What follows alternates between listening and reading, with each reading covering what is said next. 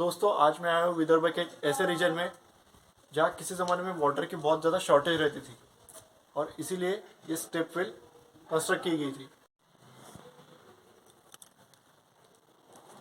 तो दोस्तों ये कोई रानी की वाव या फिर अदलज की स्टेप वेल नहीं है, ये है हमारे विदर्भ का एक वंडर। जी हाँ, महाराष्ट्र के विदर्भ में है महिमापुर की ये स्टेप वेल, पाय विहीर या फिर बावड़ी आप इसे कह सकते हैं।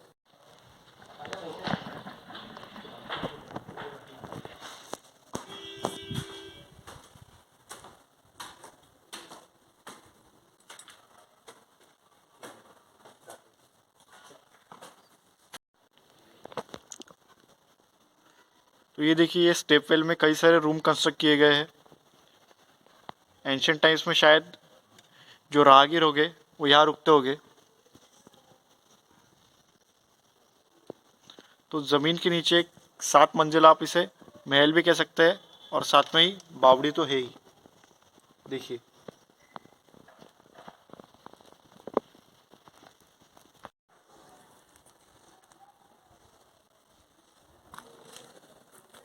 तो यहाँ पर आपको थोड़ा संभल कर चलना होगा। आप देख सकते हैं छोटा सा रास्ता है, लेकिन जब आप इस आर्च पर आ जाते हैं तो रास्ता बड़ा हो जाता है।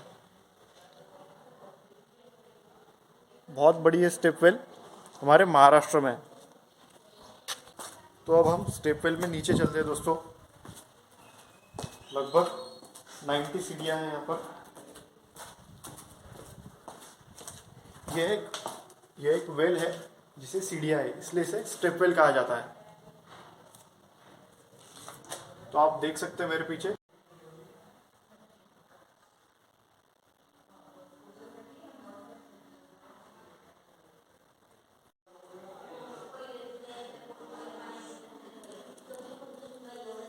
तो मध्ययुगीन आर्कियोलॉजी का बेहतरीन नमूना है ये पायवीर।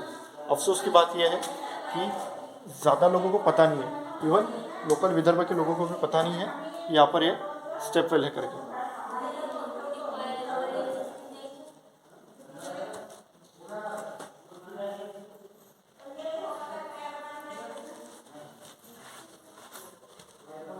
तो यहाँ पर आपको संभल कर चलना होगा और ये आप देख सकते हैं। देखिए पत्थरों पर भी कुछ तो भी कारीगरी की गई है।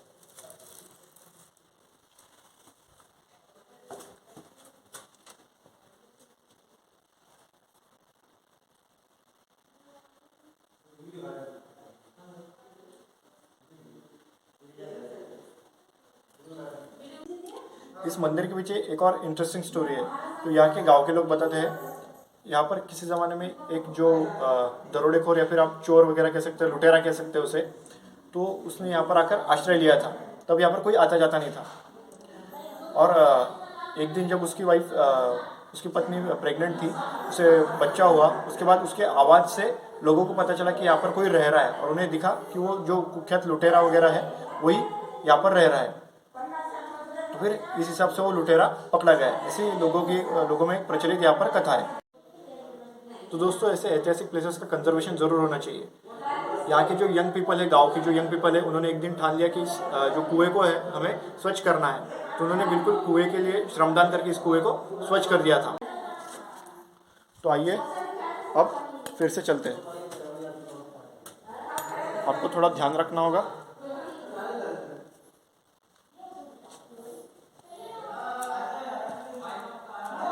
ये देखिए, यहाँ से अगर आप गिरे तो सीधा नीचे। तो आपको थोड़ा ध्यान रखना होगा।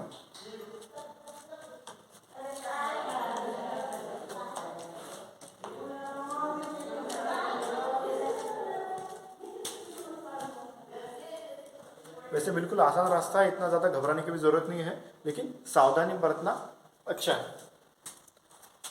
अब देखिए यहाँ पर भी आप एक मूर्ति देख सकते हैं। यहाँ पर भी एक मूर्ति बनाई गई है।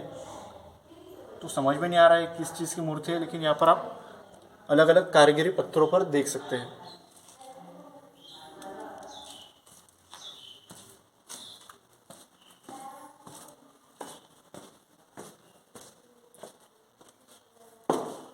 तो यहाँ से सबसे नज़दीकी रेलवे स्टेशन है बडनेरा रेलवे स्टेशन। वो सेंट्रल रेलवे पर कनेक्टेड है और आप वहाँ से प्राइवेट व्हीकल हायर करके आ सकते हैं। तो ये आप देख सकते हैं यहाँ पर कुछ पत्थर पीले भी है और कुछ पत्थर आप मेरे पीछे देख सकते हैं। ये जो पीछे पत्थर है ये काले रंग के और ये पीले रंग के। तो यहाँ पर अलग अलग तरीके के पत्थर यूज़ किए गए हैं इस स्टेपवेल को कंस्ट्रक्ट करने के लिए।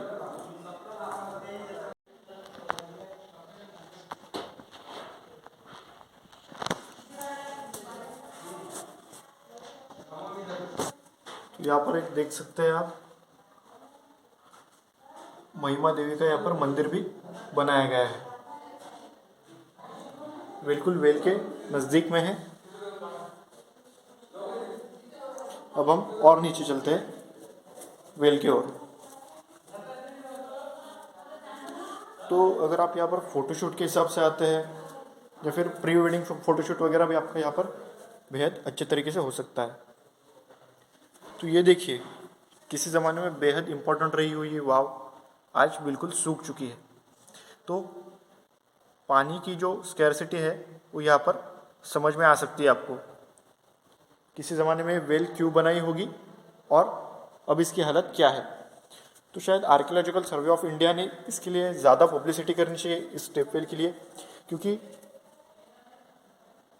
गुजरात के लेवल के, गुजरात के जो रानी की वाव है, अदलज की स्टेपवेल वगैरह है, उनके लेवल की तो ये वेल नहीं है, लेकिन आप देख सकते हैं कि ये भी देखने लायक है, बिल्कुल देखने लायक ये स्टेपवेल है। सो दोस्तों इस बावड़ी से रिलेटेड 2-3 कहानियां हैं वो आपको मैं बताता हूँ। देखिए सबसे पहली कहानी है इमाद शाह की। आपको पता होगा निज़ाम शाह, कुतुब शाह, आदिल शाह, वैसे अचलपुर के इमाद शाह भी थे। तो लोगों का मानना है, कुछ लोगों का मानना है कि ये उनके काल में बनाई गई थी, लेकिन कुछ लोगों का ऐसा भी मानना है कि जो देवगिरी के यादव थे तो ये उनके काल में बनाई गई थी, लगभग 1200 या फिर 1300 के टाइम लाइन में। लेकिन कुछ लोगों का मानना है कि इमाद शाह के टाइम लाइन में बनाई गई थी। लेकिन देखिए यहाँ पर कुछ साल पहले जो स्टेपवेल है उसके रिस्टोरेशन का काम भी किया गया था, तब कुछ हिंदू मूर्तियाँ पाई गई थी। तो ये यादव काल में बनाई गई होगी, इसकी ज़्यादा श्योरिटी लगती है कि ये यादव काल में, देवगिरी के यादव काल में बनाई गई होगी।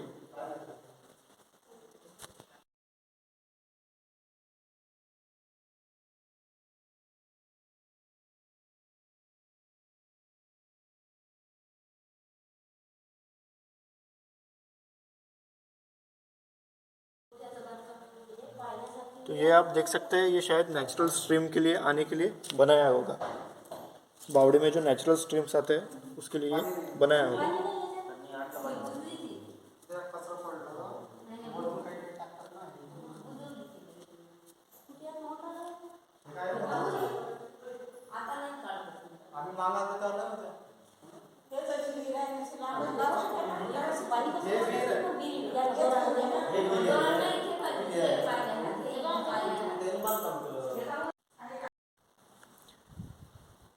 तो दोस्तों नीचे डिस्क्रिप्शन में मैंने प्लेलिस्ट दे रखी है और इसमें मैं आपको बताने वाला हूँ वंडर्स ऑफ विदर्भ। चाहे तो आप सब्सक्राइब कर सकते हैं और प्लेलिस्ट भी चेक कर सकते हैं। रिसेंटली मैंने आपको महिमापुर की स्टेपवेल दिखाई है और आज मैं आपको आनंदेश्वर का लासुर मंदिर दिखा रहा हूँ। आइए। तो दोस्तों हम आनंदेश्वर टेम्पल पहुँच चुके हैं और आप देख सकते हैं फिलहाल मैं स्वर्ग मंडप में खड़ा हूँ। देखिए कितना खूबसूरत आर्कियोलॉजिकल नमूना है ये आनंदेश्वर मंदिर।